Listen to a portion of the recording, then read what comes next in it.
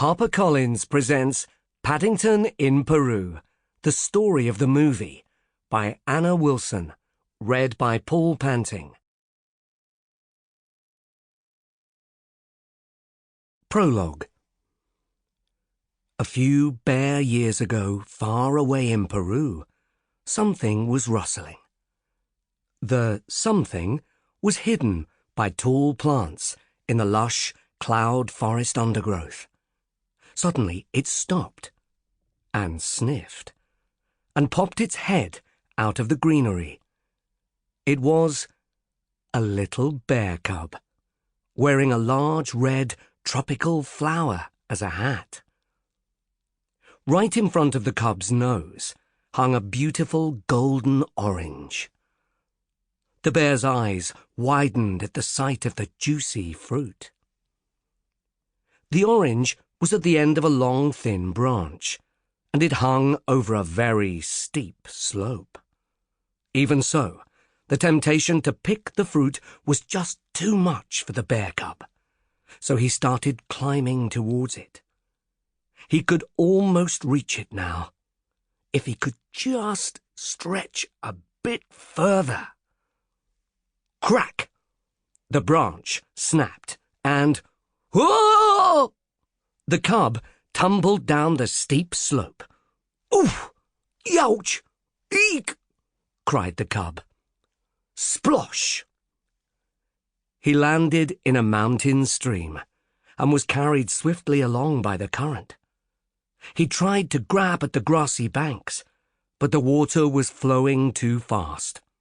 Then, suddenly, whoomph! The little bear was plunged into darkness.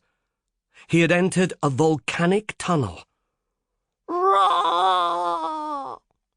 The poor cub let out a feeble roar that echoed as he was propelled down twists and turns towards a light that was getting bigger and bigger until, whoosh!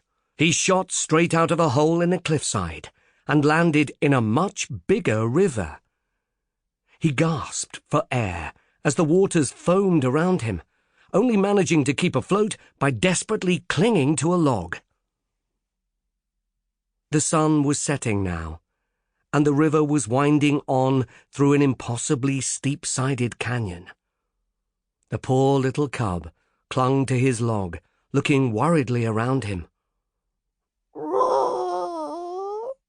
He shivered, realizing how tiny he was against the vast landscape.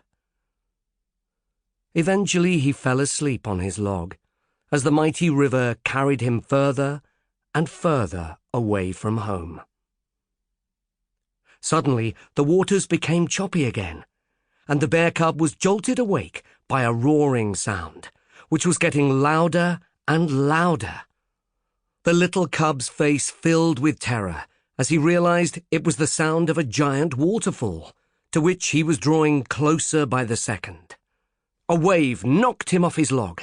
He coughed and spluttered as he struggled to keep afloat. He was sinking beneath the waves, panicking, when, roar! He cried as an adult bear reached out and grasped hold of his paw, pulling him up and out of the water. The adult bear introduced herself as Aunt Lucy.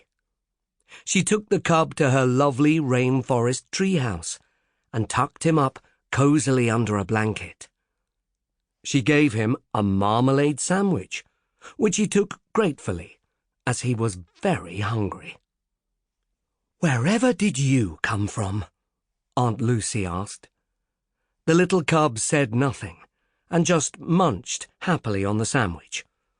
"Well, you are here now," said Aunt Lucy. The cub swallowed and let out a very cute roar. Aunt Lucy smiled.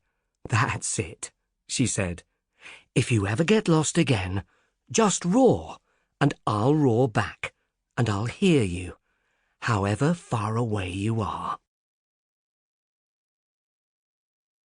Chapter 1. Smile, please.